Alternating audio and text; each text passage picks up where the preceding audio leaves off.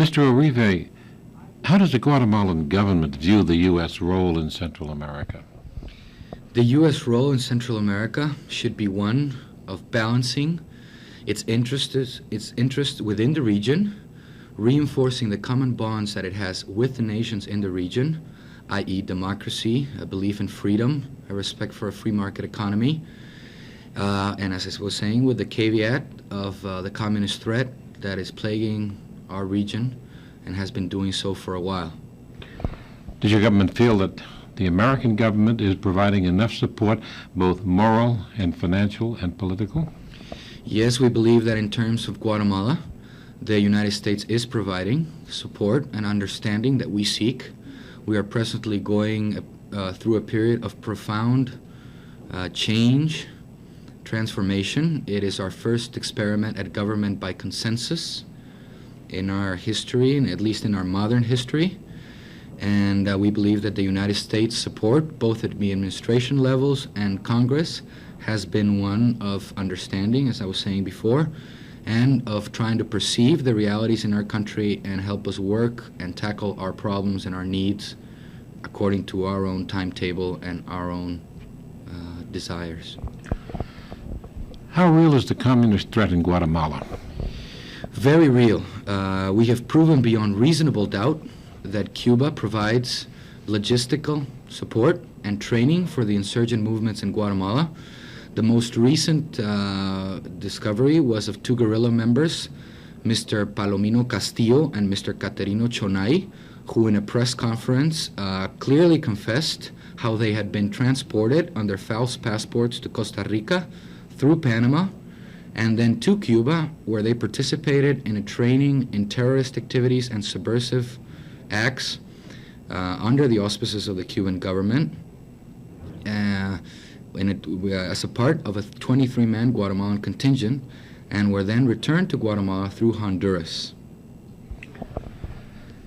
Congress has been very critical of the administration for overt action in Central and South America, but especially in regards to Nicaragua and the rebels, both supplying the rebels and supporting them. What are your views regarding this? Intervention is a fact of life for us in Central America. We have it since the last century in the case of Guatemala with Great Britain and the problem of Belize. Nicaragua has had its share through the adventures of Mr. William Walker. And now we face the Cuban threat that was present in Guatemala. We had 9 years of communist rule from 1945 to 54 with the overt support of the Cuban regime. We feel that it is a very real threat to be reckoned with. However, we do not support or advocate or condone any type of intervention in our region. We believe in self-determination.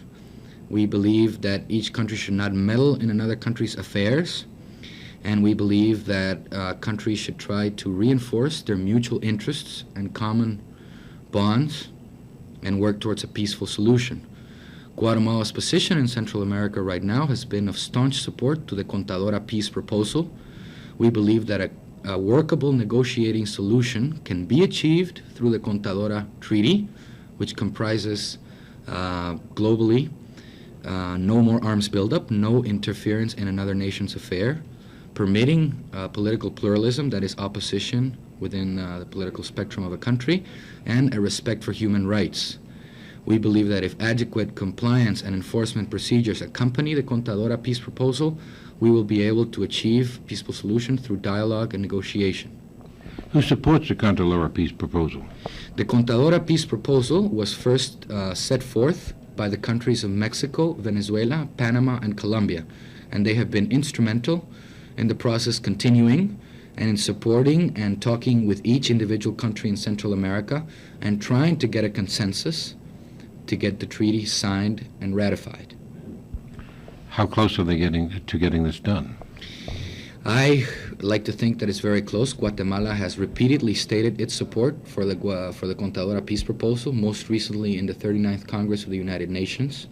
We believe that the treaty as it stands now is a feasible alternative, and that a second treaty or a next annex should accompany it with the appropriate enforcement and compliance procedures, allowing for monitoring of the provisions therein contained and providing for a dispute settlement procedure, preferably with the International Court of Justice. So it is our firm hope that in the near future, the 5 countries in the region will reach an agreement, and we will work towards solving the turmoil and violence that has plagued us in the past years. Does the Guatemalan government feel its borders threatened? No, not for the moment at all. We do not feel any latent threat. We view with increasing worry the totalitarian leaning and the Marxist ideology of the Sandinista regime. However, our borders are not threatened by anybody at this moment. Economically, the Central American governments look to the north, to America, for markets and for financial help. But yet this government must walk a very narrow line. Is that not true, so as not to dominate Central American governments, yet give enough help so that the governments can survive and reflect the wishes of the people? That is true. However, we do live in a world of interdependence. The United States is our major trading partner for all countries in the region, and as such, we seek to achieve a mutually benefiting relationship by which you can buy and purchase our goods at reasonable prices, and we can do the same. We believe that any aid program that we receive from the United States should be also accompanied by a policy of free trade, of allowing competition, of allowing us to trade our goods and buy your goods at reasonable market prices with no protectionist barriers or tariffs involved. I was reading recently in a news magazine that the newly elected president of Brazil is coming to Washington and is going to ask for an easing on the import restrictions on steel. What is the trade relationship with your country? Are there restrictions that you would like to see eased? No. At present, the trade relationship with our country has probably never been better in the last few years. We hope that as we achieve more political stability, the investment of American companies will grow. The situation, as I say, looks bright right now, especially on the Caribbean Basin Initiative, set forth by the Reagan administration and approved by Congress in 1981, by which our countries can trade and export our products to the United States duty-free during a period of 12 years, with certain exceptions for those product groups that would seriously hamper local industry. What are your major exports? Our major exports, being an agricultural country, are cotton, sugar, coffee, the best in the world, beef, and we also export, we're the second exporter in the world of cardamom, which is a spice very popular in the Arab countries. And what do you look for from this country in the way of trade goods? We purchase from you raw materials. Of course, much of the technology that we utilize, we acquire from the United States. We purchase such other goods as fertilizers, agricultural machinery spare parts, and mainly processed goods that we have not been able to do ourselves due to our developing stage and that an industrialized country like the United States can provide. Do you encourage American investment in Guatemala? Definitely. Guatemala is undoubtedly, and I challenge anybody to deny that, the most impressively endowed country in the region. We have a lot to offer. We can grow any agricultural commodity year-round and supply your market, let's say in your winter months, with fresh fruits, fresh produce. And we seek, as I say, to increase the volume of our trade in agricultural products and at the same time develop our industries with the help of American investment and know-how. Has American investors shown an interest in your country? It is an unsettled region, Central America, because of some of the military problems. But are American investors with any great degree investing in Guatemala? Investment is picking up thanks to the more stable political climate that prevails in Guatemala now.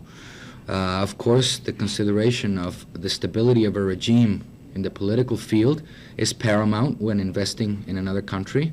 It goes hand in hand with economic considerations, and as such we feel that as we work towards a working democracy, and after our elections and our democratically elected civil government takes power in this 1985, American investors will feel more comfortable coming to our country and carrying out business there.